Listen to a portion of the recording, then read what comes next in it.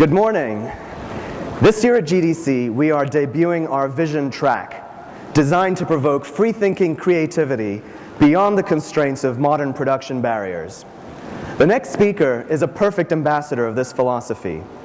As the leader of the Xbox team and pioneer in forging the XNA infrastructure, he has provided groundbreaking capabilities and opportunities to the development community. Please join me in welcoming to the stage Chief XNA Architect and Microsoft Corporate Vice President, Jay Allard.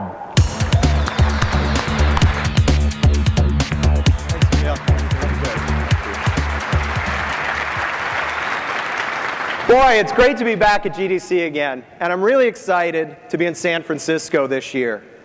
Just to start things off, I hope that everybody here will join me in congratulating both Nolan Bushnell and Shigeru Miyamoto to be the first two inductees into the Walk of Game.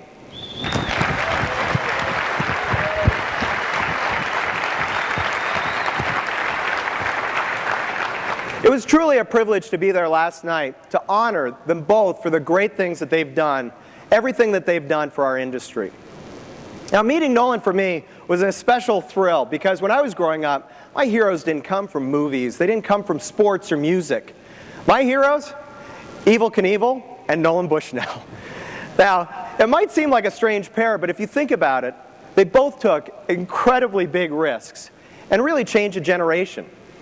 Now, the nature of the risks might be a little bit different, right? I mean, Nolan didn't break quite as many bones as Evel did, but he did launch Chuck E. Cheese. But despite that, and despite the success of the X Games, in my view, Nolan made the more lasting impression for our industry, the bigger contribution to our society. Like many of you in the audience, I was fortunate enough to be growing up with a game controller in hand when the video game revolution started back in the late 70s. And more than anyone, Nolan really brought this industry to life by founding Atari. There's one TV commercial from that era that I'll never forget. It starts out with the two kids on the couch, and they're playing a game, they're having a great time. It cuts away to the requisite screen graphics, and there's Breakout. Cuts back on the couch, and now Dad's playing with the kids.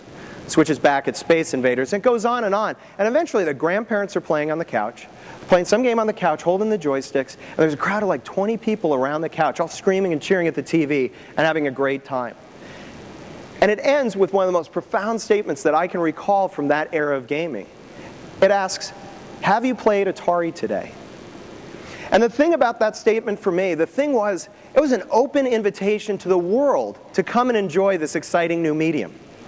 I could have been one of the kids on the couch just like any one of you could. Because in my life, Atari changed my world. 25 years ago, I was 10.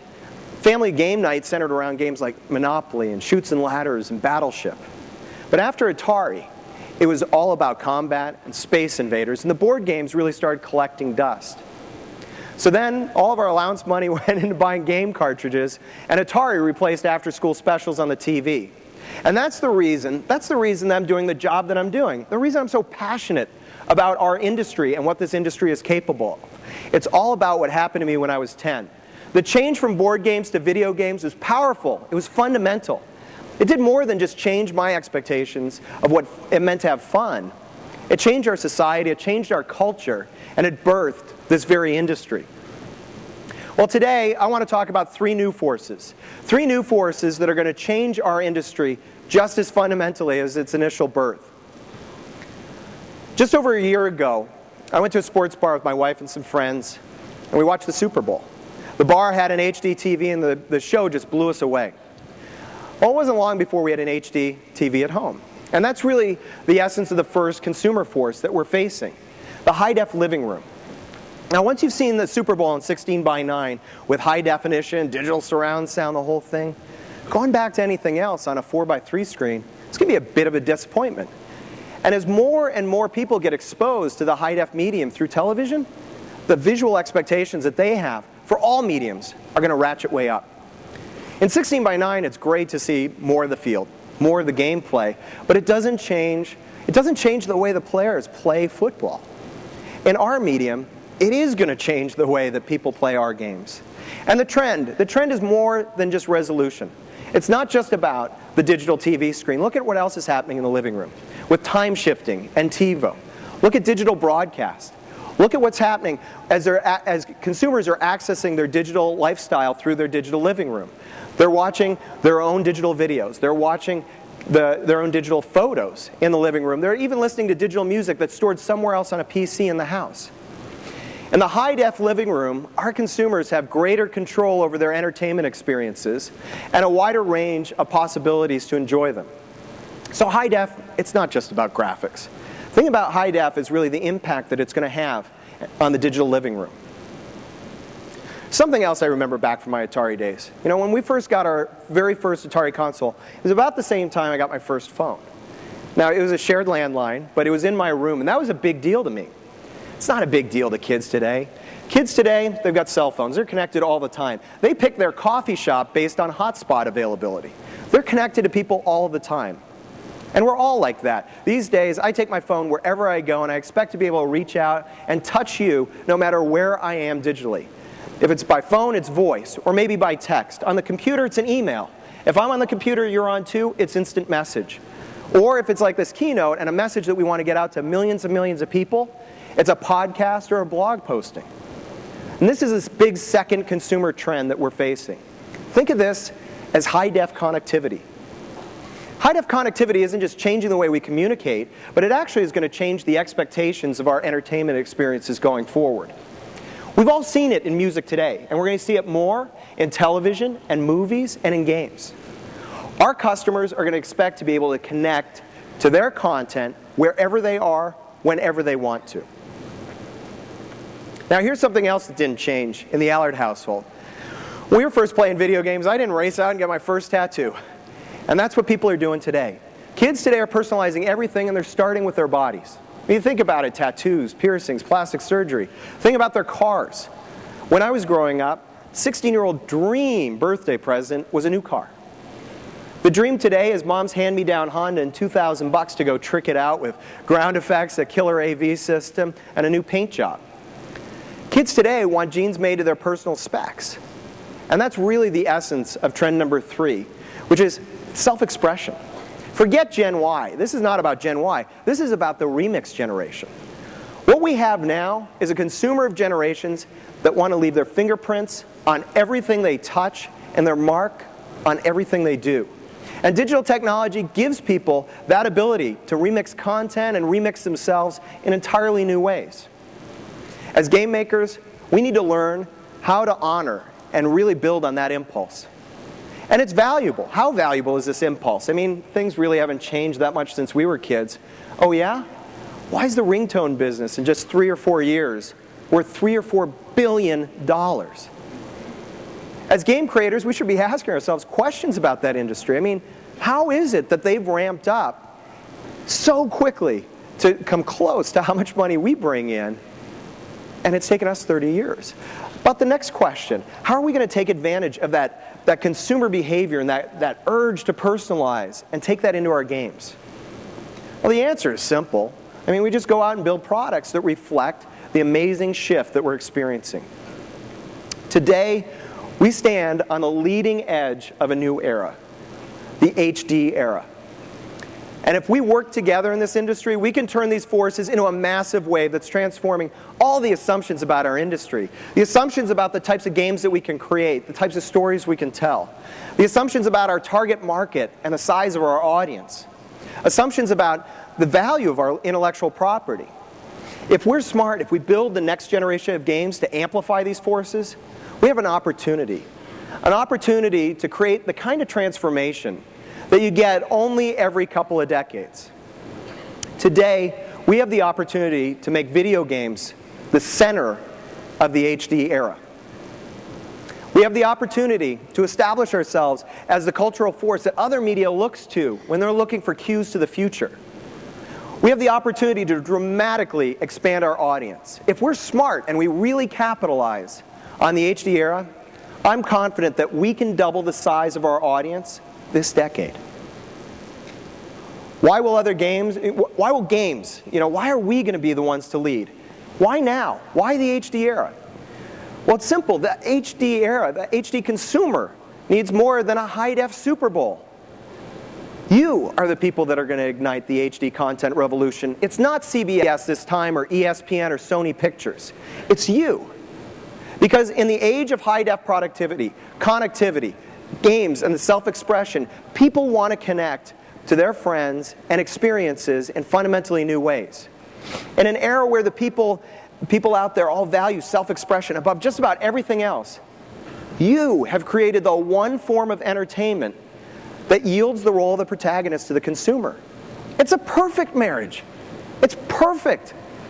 I believe that the games industry is right at that precise point in time in that before and after transformation. Before, it was all about 3D. 3D graphics on the 4:3 screen. In HD, it's going to be all about 16:9. Those clear, high-definition visuals and movie theater quality surround. In the 3D era, it was about online gaming. Online gaming as a novelty or as a differentiator. In the HD era, connected communities become the very essence of the experiences that we're creating and delivering. In the 3D era, it was one size fits all. Our games had beginning, a middle, and an end. But in the high-def era, it's going to be about self-expression. And consumers are going to get the chance to tell their own stories, and their job is going to be to expand our worlds, the worlds that we give them, and take them in places that we weren't even able to imagine. In the 3D era, everything was wired. We had wired PCs and wired consoles and wired controllers. In the HD world, we're going to get rid of wireless. We're going to untether users from the console, and we're not going to have to worry about home networking challenges.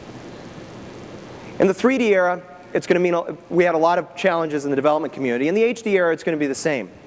In the 3D, we were all about dedicated silicon, high-performance silicon optimized for the very specific needs of 3D. In HD, we're going to move towards more general-purpose silicon. We're going to move from multiplayer games, and we're going to move to multi-platform games, where on the Windows, the gamers are giving the orders, and on the console, the gamers are carrying them out and taking them out to the battlefield. In the 3D era, we had siloed game development. We had teams, 10, 20, 30 people, multi-purpose staffs that brought these experiences to life. In the HD era, we're going to have really integrated multi-site development, armies of 100+ participants in the game creation process. Before, we had poly-based rendering, floating point performance was an issue, and tomorrow, we're going to be looking at real-time ray tracing. We're going to be looking at physics acceleration and other breakthroughs. And it doesn't just change for us, it changes for the publishers. We're going to move from a model of licensed IP to what I call polymorphic IP. And right from the outset, our new ideas are going to be envisioned with a way to express them in TV, film, movies, and games.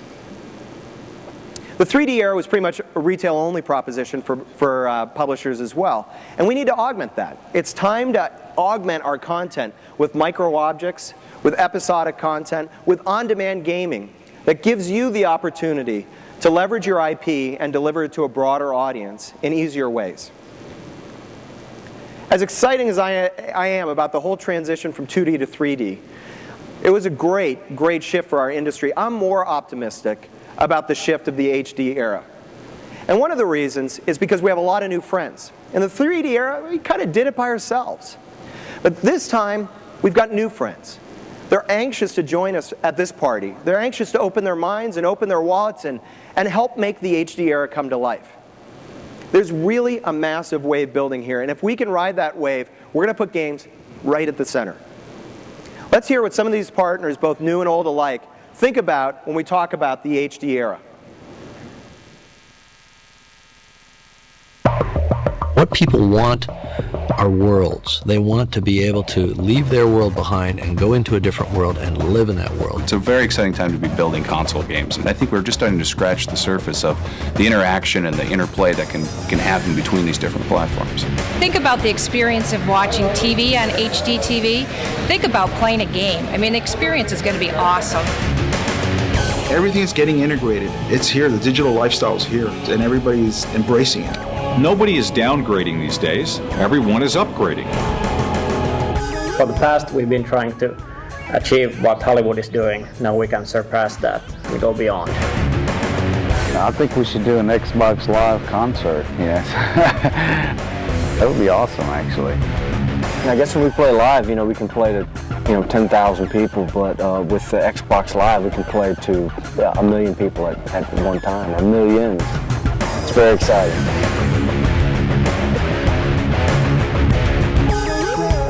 The technology is changing so rapidly, and what's coming over the horizon in the next couple of years is going to enable the imagery during the actual gameplay to look so much like the pre-rendered, kind of cinematic sections, that it's going to be really exciting. It's going to feel like it's like a lucid dream where you're actually in a movie and experiencing it and manipulating it.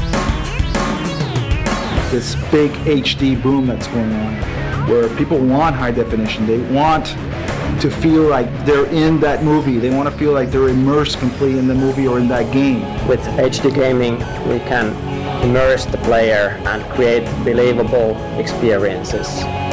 I play a game on my PC and enhance that with my Xbox experience, and be able to keep tabs on it on my mobile device, and be notified, when a new game is starting. And let's connect all these systems together, because I can experience this entertainment content through many different channels of digital entertainment. Next generation systems are really going to take gaming to a new level. The experience from a consumer perspective is going to be unlike anything that they've seen before. Everything's getting better, but everything's getting harder at the same time. The amount of technology needed, the amount of gameplay needed is increasing, and the customer expectations are increasing exponentially. One of the most exciting things about HD is to look at the numbers. We shipped 7.2 million digital televisions this year, and that's up 75% over last year. The average price of an HD TV just 2 years ago was about $2,500. This year, the average price of an HD TV is about $1,000. I have this pipe that comes into my house, and that pipe is carrying bits that will entertain me. And what those bits are, doesn't really matter. It can be the music that I want to listen to, it can be the movies that I want to watch, it can be the games, it can be the interaction I have with my friends, it can be camera, video, chat, you name it. It used to be that it was hardcore, early adopters, that just wanted the best of the best. Now, there's a lot of different people that are buying from us. I don't think there's that much limit to what we can't do with the games. It's just the limit will be time, manpower, and obviously money. In my next film, I can only tell you what we're planning on doing, which is simultaneously developing a major motion picture and hopefully a major game title that coexist in the same world, that share characters. Going into that world and learning about it will actually inform the experience of watching the film, and vice versa. I don't want to be any more specific than that because I don't want to give away some of the cool stuff that we're doing. This will be the first time that we can actually step into the marketplace and say, we are going to give you that experience of the art of the possible, of being part of the game in a way you've never ever experienced before. Well, the opportunity is now, and it's enormous. But make no mistake, we have the power to blow it. It's going to happen with or without us. In the next few years, people will upgrade their sets. TV programs will be broadcast in high definition. Movies, music, it's all going to become mixable and shiftable. So the question comes back to us, what's it going to take to put games at the top of the list? And the answer is content. For games, it always comes ultimately back to your content. And I'm focused on what it's going to take to enable you to create the experiences that will capture the imagination, not just of today's core audience, but for the mass audience that the HD era is going to unlock. And to that end, I'm focused on three specific things: software, hardware, and services. The software provides the operating system, the run times, the user interface, and the tools to create your content, hit the hardware, and make it run. The hardware is about the displays, the devices, and the silicon that lights up your imagination and gives your audience the ability to live in that universe. And finally, services is what connects the players. It delivers that channel to you that allows you to connect to those players yourselves. It's going to provide a storefront that allows you to go direct to the consumers from within your game experiences. To realize the opportunities of the HD era, it's going to take an integrated platform. The integrated platform that's going to unlock the power of your content. A platform that combines those three things: software, hardware, and services in an elegant and well-balanced fashion. 10 years ago at GDC, we announced DirectX. Now look, just look at where the Windows gaming platform has gone, and all of the innovation that's come from the balance of software with DirectX, the hardware innovations from our partners, and the birth of the internet. The Windows platform is alive and well today. It continues to be that innovation engine that really drives new concepts into our industry. We're not the only ones building software on this platform either. Windows gaming has strong communities. Think beyond middleware even. We have end users creating mods, fan sites, birthing new genres and new ideas. We've got MMOs and FPSs as a result of the 3D era, all birthed on the Windows platform. We're starting to see people start writing their own applications to the content exposed on Xbox Live. And of course, the Windows platform, it's the killer platform for creating killer content. What we've done with Windows games is build a platform where even the consumers are bringing these new services and experiences. It's a great cycle. And I talked to one publisher the other day. They're seeing that their online communities are growing at a 15% rate per month. And I saw another analyst report the other day, $6 billion in 2008 for Windows Online. Yeah, that innovation engine is strong and it's working for us. $6 billion in 08, that's 15% growth. Those are ringtone-like numbers with like ringtone-like margins. That's good. That's good for the industry. When we look back to the HD era, the Windows platform is going to be the basis where we snapshotted what's going on in hardware, software, and services and tying it up for the living room experience as well. And that's what we did 5 years ago. If you think about what we did 5 years ago with Xbox, the Windows platform gave us a great running start to enter the category during the 3D era. We're a platform company. It's our DNA. It's what we do. And our success as a platform company is directly related to enabling you to create the opportunities and the experiences that you envision, particularly during inflection points like the one we're facing right now with the HD era.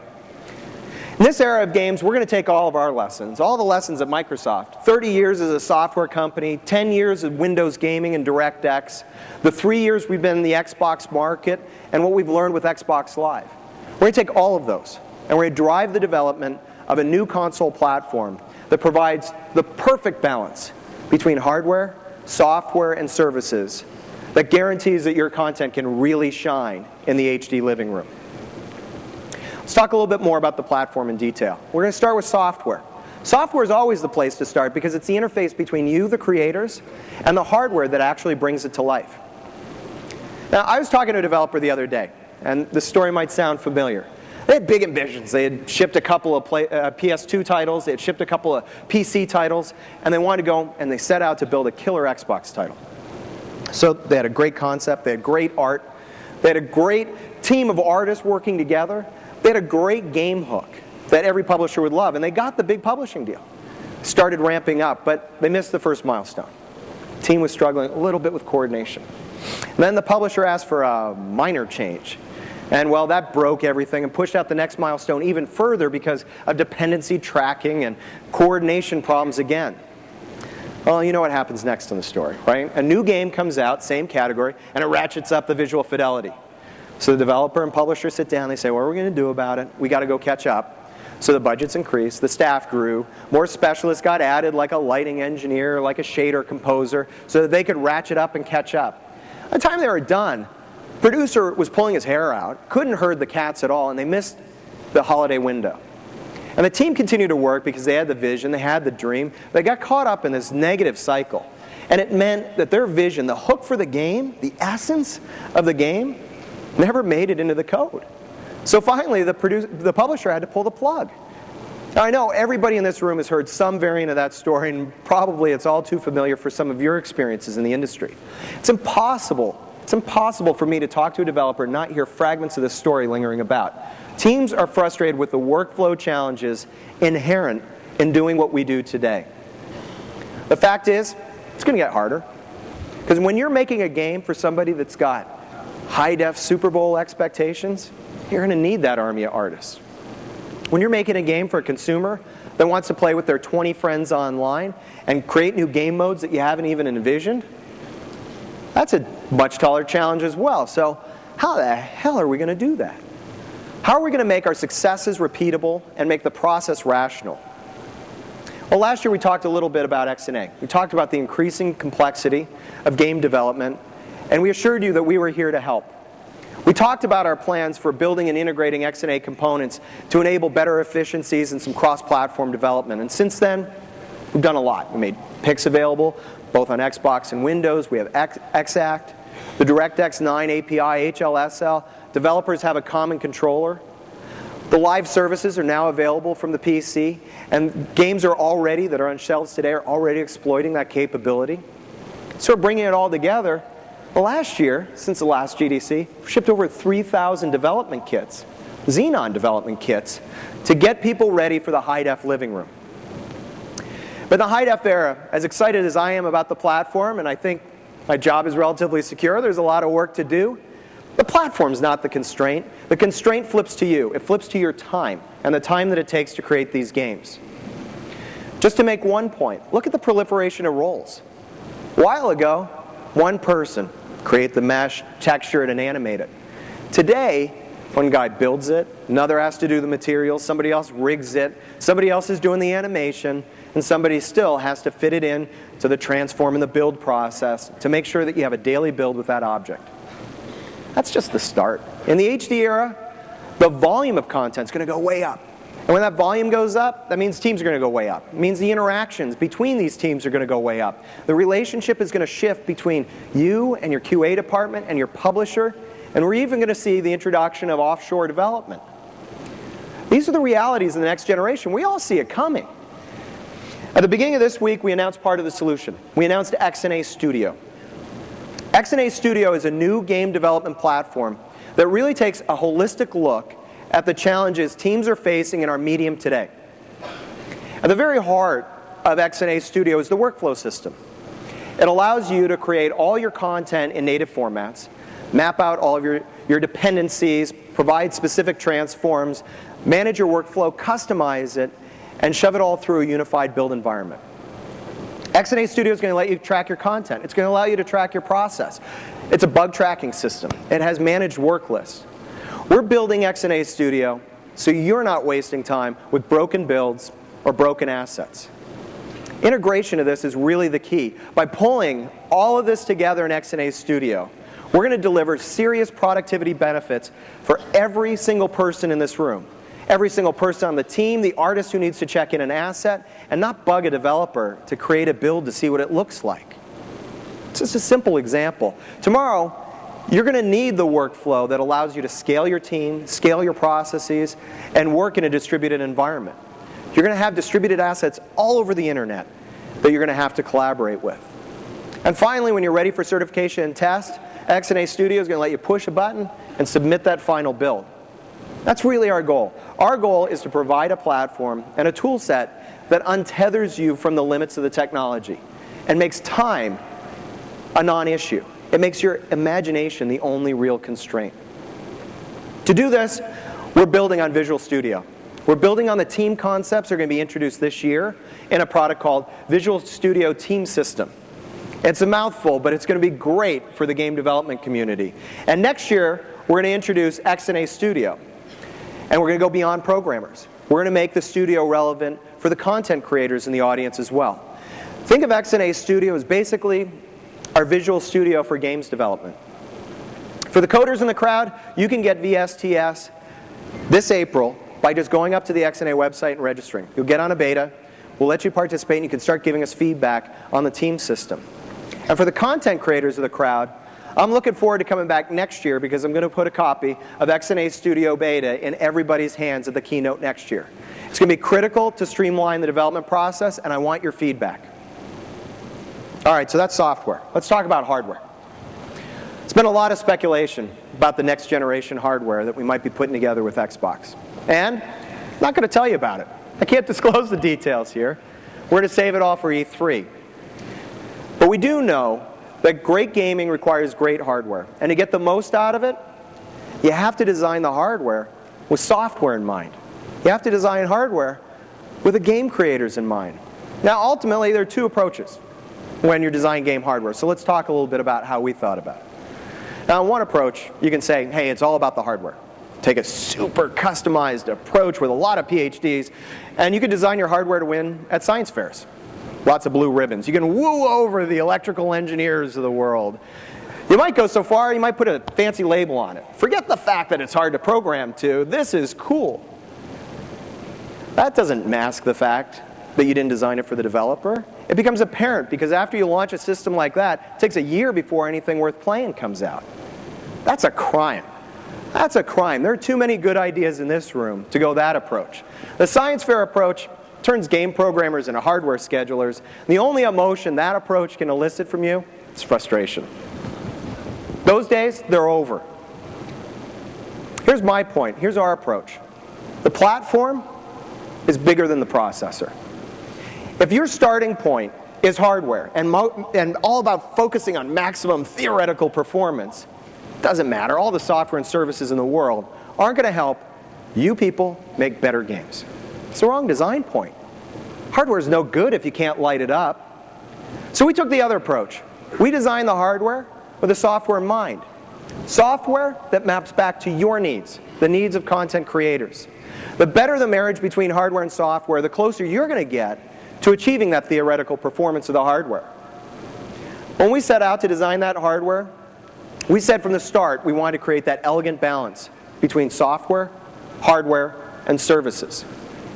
Of course, we picked cutting-edge partners. 3 years ago, it was over 3 years ago, that we sat down with IBM and ATI and built a custom design system. This system is a monster. It's going to deliver over a teraflop of targeted computing performance. And for the last 3 years, we've had 1,000 engineers working on it, working across 9 different locations to bring the system to life. It's going to be an amazing system. We're going to deliver custom hand-coded silicon, just like the other guys, but we're going to design that for the HD era in mind, the HD consumer in mind, and most importantly, the HD game creators in mind. We believe that innovation is critical. And to unlock that innovation, we need to deliver on familiarity. So we designed the system to bridge a gap. Bridge from the successful last generation and make sure you can use the same tools, the same processes, the same middleware that you're all familiar with. So you're not reimagining your process, you're reimagining the game. Now for the next console, we made a very conscious choice. We made the conscious choice to go to multi-core general purpose silicon. High performance cycles that provide unlimited flexibility. Limitless. It provides you the headroom that you'll need, and it gives us the opportunity to deliver value to the customer after we've locked on the hardware specs. And we're also ensuring that you can take advantage of it by taking a symmetrical multi-core architecture that's happening in the PC world as well. You get to take advantage of all the new techniques and processes that are coming to life both on the Windows platform and on the Xbox platform. So we designed this hardware with software in mind, with you in mind. Our approach here, it was Bruce Lee. It wasn't brute force. And the result is a platform that has games at its core. You're going to be free to develop and innovate with no restrictions and no struggle with the hardware. That's going to allow you to make great games. But still, we have to make games the most compelling form of high-def entertainment. How can we be at the top of that list? The final answer, the final component here is services. Services like Xbox Live have been really successful. Live has been great. We've created the gamer-to-gamer connections, but now we have to create the developer-to-gamer connections. We need to capitalize on high-def connectivity and high-def self-expression in a big way. Already we've delivered a strong foundation in Xbox Live, but we've got to focus on that developer-to-gamer connection. We haven't done enough there. I mean, initially you need some basic stuff. You need authentication, you need security. We've got that stuff. But we have to build a channel that allows you to publish incremental content in a way that users can navigate. The next generation of Live, we're going to have a microtransaction system. A system that's going to allow you to take the credit card transaction fees out of the equation and enable you to sell a 5-cent tattoo, a $1 car, or a $5 tournament entry fee, and you don't have to worry about the transaction costs. Now today, we're approaching 2 million subscribers on Live, which is great. But what gets me up in the morning is to think about how do we get to 20 million? That's where my sights are set. The challenge around from breaking from 2 million to 10 to 20, the problem is the next wave of consumers, they're a little intimidated by this whole online thing. So what we have to do for the consumers is we have to simplify it. We've got to create a consistent experience so that consumers can enter our worlds much more easily and enjoy them.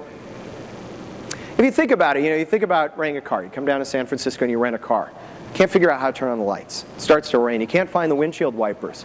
I mean, imagine if the car manufacturers went and flipped around the gas and brake on a whim, right? That would be no fun. But yet, that's what we do. We have all these great tools and great ideas, but we reinvent the interface every single time. You change games, you change metaphors. The way you find your friends is different, the way you set up a match, the language that we use. We change the rules on the gamer every time. No more. We've got to create some consistency. If we want to get to 10 or 20 million subscribers, we've got to create some consistency and minimize the complexity as we surface these great new concepts. So, as part of the next generation of Xbox, we're going to deliver a new user interface. A user interface that's going to be consistent across the HD era of games. Now, from the user's point of view, it's going to provide the gateway to those rich services that we've talked about in a simple and easy to understand way with easy to understand terms. Back in Redmond, we've been working on this for a long time. We've been jamming on next generation software for a very long time, and I'm happy to show a little bit of it to you now. So we've done some really cool stuff. It exemplifies a lot of the things that I've been talking about right now. So we stitched it together in a walkthrough so we could show you what the next generation might look like and what we're envisioning. Taking a little bit of creative license here, and what we're going to show you, we're going to fast forward through a couple of the steps, but you'll get it, and know that this is all based on real, running code that gamers are going to see next generation. What we've got here is we've got Forza Motorsport. It's a game that's coming soon to Xbox. It's done some great innovative stuff with personalization. A lot of anticipation in the community right now for this game. Now, let's see what Forza might look like if it was integrated in this next generation user interface that I've been talking about. While you look at this, keep in mind that this next generation user interface is going to be available in all games. So while we've got one example here, this is going to work across all games. Here, the gamers finish their race, they're off to the garage, and maybe they're prepping for their next race. What happens? The system alert comes up. In this example, system alert says, low on batteries. This could have been any number of different things. It could have been your internet connection was dropped, that download you've been waiting for has been completed, or a wired controller got ripped out. And in all these cases, you're probably thinking, it's not that much work, right? I mean, we can pull all the controller ports, figure out which one it is, synthesize a texture, put it up on the screen, QA it, localize in 16 languages. But that's not your dream. I mean, it's not hard, but it's not delivering on your vision. Well, this is just one example. There's a ton of these things that you have to do. From a user's point of view, we're going to provide this in a simple and consistent fashion. From your point of view, you don't have to worry about it anymore. So that's the first concept. First concept is these user alerts. But the next thing, and the next big concept where it really starts to pay off, is where the user initiates the UI. And this is where the user takes some action and says, I want to go personalize my experience. And I want to take advantage of some of these enhanced features that you've been talking about. This here is the user interface that will give players access to the world self-expression through things like music, the online marketplace, and their friends and online community. At the top, we have the concept of a gamer card. A gamer card is a new concept in Xbox. It's going to be very important in all next generation games. You can see we've got hero protagonist up here from Seattle, Washington. Looks like he's played quite a bit and his gamer ranking is okay, with a rating of 4 stars. The gamer card also shows that he likes to play in the Pro Zone. And for some reason he looks vaguely familiar because he's personalized it a little bit. Now, beneath this is my friends access. So the gamer can see what friends are online at the click of a button. 8 friends are online, we can go and set up a voice chat, talk about the next race we want to set up, or maybe jump to another game. There's also a simple way to access the Forza Motorsport soundtrack, or to personalize it. And then finally, you can see the Forza Mod Shop. And when we talk about online marketplace, this is where you have the opportunity to get right to the customer. Let's go back to music for a second. Music and custom soundtracks is one of the most popular features. I've done a lot of research on this. One of the top features that users cite as a reason they love their Xbox. But there's a disappointment factor as well, and that is it's not in every game. So in the next generation user interface, on the next generation Xbox, in all games. It's not about the amount of work required. Just like the batteries, you guys can do it. We even made it easy. But it's one of the first things that gets cut when you have to make schedule. That's a disappointment for us all. So here's a way that we put the gamer in the center of the action, allow them to customize their experience, and we're bringing in a new partner. Now musicians get to brand their part of the experience in this new connected world. And ultimately, the user gets the payoff because they get to play the music that they want to play. All right, I love this song, but let's move forward and pretend like we're really online. Back to the garage. Here we get another alert. This time the alert looks exactly the same. I'm going to deal with it exactly the same, but it's a different alert. This was an alert from the system, or that I initiated. Now somebody else has initiated. And Doomster says she wants to race. You saw a quick tile, my gamer card, up there. This is a blown out version of the gamer card, and there's actually even more behind the scenes than this. This is where the player gets to put their imprint. And you can see some of the same information that was available on my gamer card. It's where they get to express themselves to the larger community. But before we take on this challenge, let's look at a couple of other new concepts. In this expanded version, we see some other interesting ranking information on top of the hometown and that kind of thing. I look at this, I think of this as sort of the gamer's baseball card. It's a new concept, but it's a little bit, it's about who they are combined with what they've accomplished. And this is where you as creators get to start putting your stamp on. We're creating a new concept called achievements and integrating this in the next generation UI. Achievements, think of these, they're like merit badges. They're merit badges that I earn as I play through your game experiences. What's great about it is it allows me to go size up the competition, creates a vocabulary for us to talk about the accomplishments that we've made in one another's games. Maybe I'll get a new racing line from Doomster, for example. Provides the basis for that kind of collaboration, and also an opportunity to start having the community help you market your experiences. Because I can see some of the other games that Doomster plays. So that's a great effect. We're going to create a real great network effect with the gamer card and the notion of accomplishments and what kind of badges that we've earned in the experience. Now the last thing I want to do is let's go to the mod shop. And this is that online marketplace we've been talking about. It's where you have an opportunity to brand the UI and have a direct interaction with the gamer. Where the gamer can go personalize their experience through your personal user interface. You can add your own concepts in here, the way that you want to extend your game. And, of course, you can collect real money using real microtransactions in the back end. So here's the Forza Mod Shop, where the creators have decided rims and wings and turbos are the kinds of accessories that I can bolt onto my car and that the gamer can buy. It's where we're creating a whole new online economy, where you can sell these incremental content. You can sell it for a dime or a dollar and not worry about the transaction fees. We've talked a lot about the remix generation. The remix guys, they want to personalize. So let's let Hero here finish off his experience. We got some new stuff, and we'll go out and accept the Doomster Challenge. Again, this is all part of a user interface that we're going to take care of for you. Be consistent across games, it'll be branded by you, and it'll be simple for the gamer. Let's cut back to the race now, and we'll see Hero's got a new paint job, a new wing, a new soundtrack, and some new rims.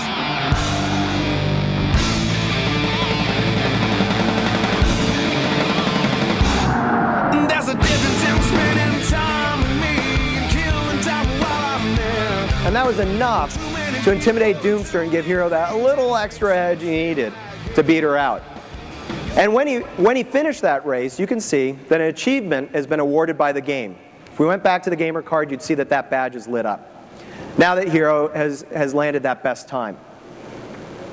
That guide, that user interface is really the gateway, a consistent gateway for our consumers, our broad consumers, to access these new next generation services that we've been talking about. And it doesn't just stop at the things that we've shown. But by creating that standard interface and a standard way to interact, we really have the opportunity to take the HD era to all new places. Just as important as the user interface was the manifestation of new underlying services that are going to allow you to implement things that we can't do today, can't do easily. Well, Forza is a great game, and I can't wait to play it. Remember, this could be any game. Any game could be behind that UI.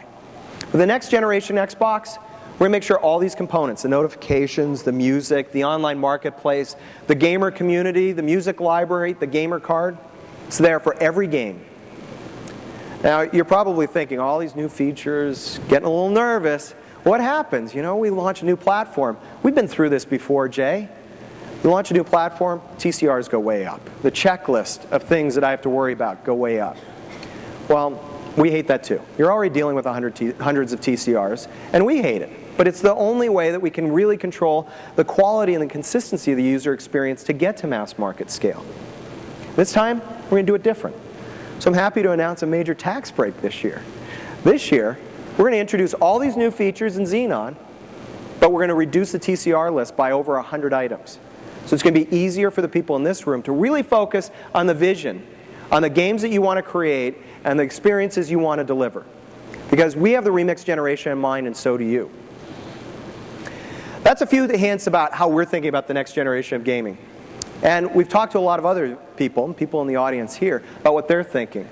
Let's turn over to the creators now and hear what they have to say about what happens when we deliver this kind of platform and where their focus will be.